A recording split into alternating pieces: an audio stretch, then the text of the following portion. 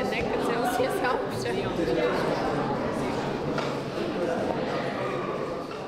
Cilvēka mūžs, tas dzejnieces Ārijas Elksniem vārdiem runājot, ir smalka svītriņa starp viņa pirmo aizlausto kliedzienu un viņa pēdējo dziestošo elpu. Un cilvēks pats, kā izsakās dzejnieks Fricis Bārda, ir tikai sīks ziedu puteklītis, kas mūžības vēju nests, lido un trīc.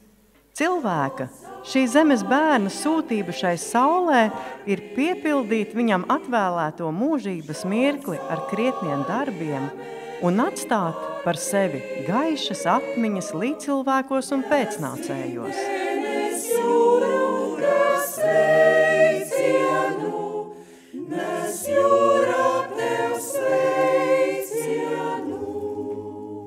Par kori runājot, atmiņā viens gadījums, kad vienu, nepateikšu ar kura gada sezonu, iesākt gribējām tādu saviesīgāku būšanu korim, kultūras nama darbinieki bijām iecerējuši.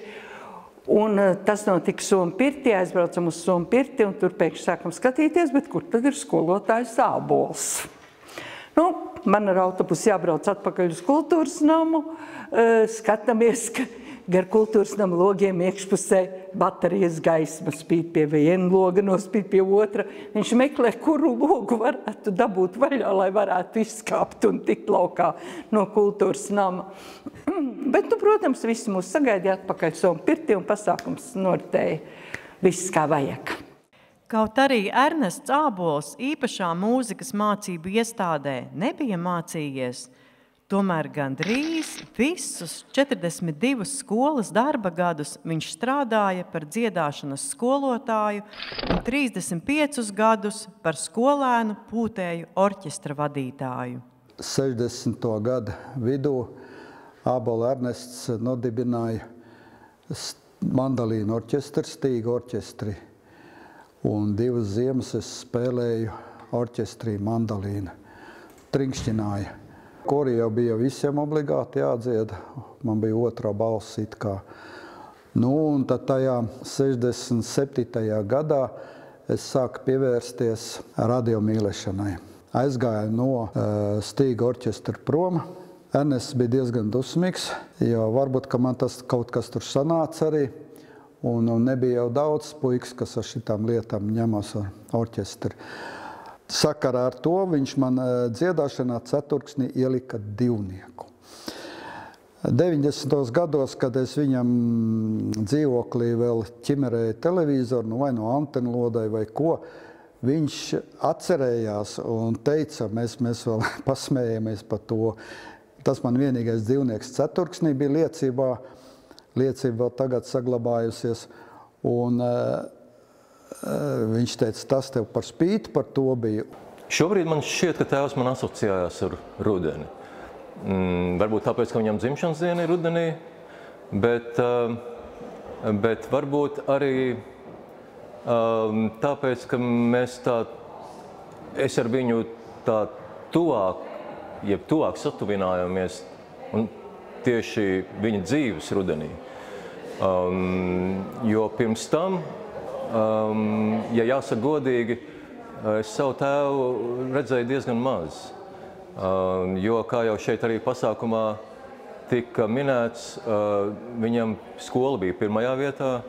Viņš skolā atdeva visu savu spēku un visu savu laiku. Viņš strādāja ne tikai kā dziedāšanas skolotājs, viņš strādāja ar orķestri, ar kori. Un orķestrī jau īpaši viņam vajadzēja individuāli strādāt ar katru pūtēju. Tā kā viņš visu laiku bija prom. Faktiski viņš visu laiku bija prom, izņemot varbūt svētdienas, bet bieži vien arī svētdienās viņš bija prom.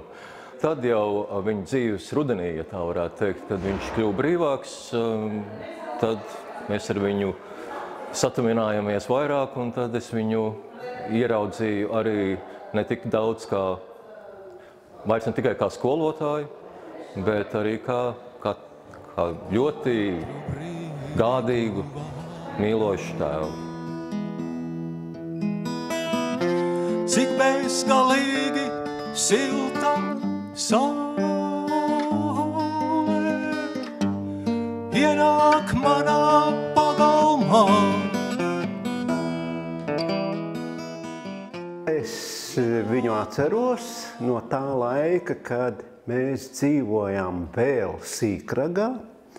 Es esmu onkuļa Ernesta māsas dēls. Un viņš brauca šatad, tā es domāju, pa vasarām, ne katru vasaru pēc kārtas, bet dažās vasarās, viņš atbrauca uz Sīkragu, lai palīdzētu sienu sapļaut. Es domāju, ka viņam bija pietiekami pašam, ko daudz darīt, bet kā pietiekami jauns cilvēks, es domāju, ka viņš gribēja paelpot svaigu gaisu un druscītņi savu ķermeni izkustināt. Es nāku no mazas tautās un kuram kārt un sēt, bet tumšajās vīļu naktīs vairs nepieprot vakarēt. Es nāku no mazas tautās, kas mūzejā dziesmas liek, un izslauc visvairāk pienā, un vēl viņai nepietiek.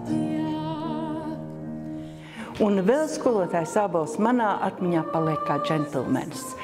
Viņš bija tas, kas uz ielas satiekot, kaut gan es jau biju tāds skuķis pret viņu salīdzinot, vienmēr sveicinot noņemt cepuri.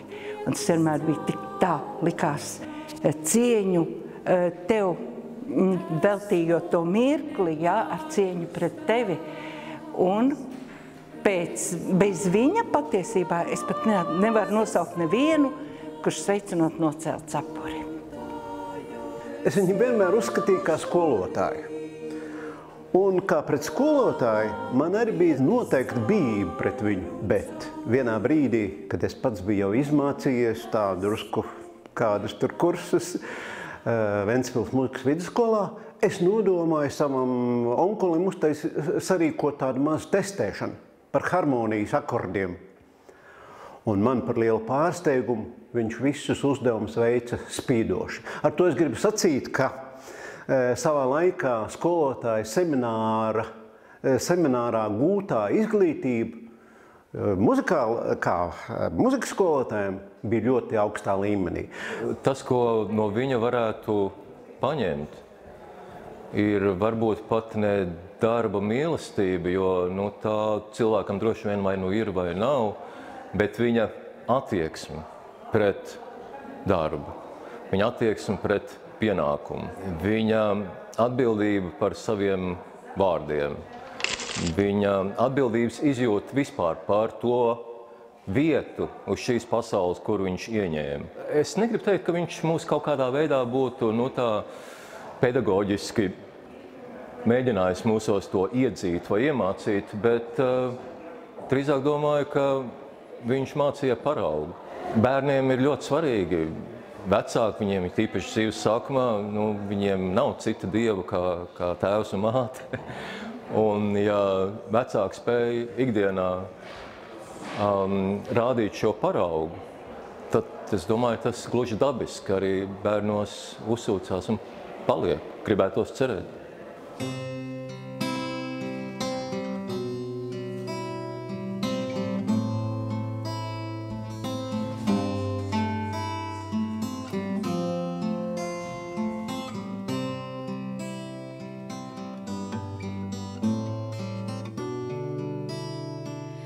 Daudz pie debesīm zvaigžņu, un katrā savādi mirdz, tik daudz uz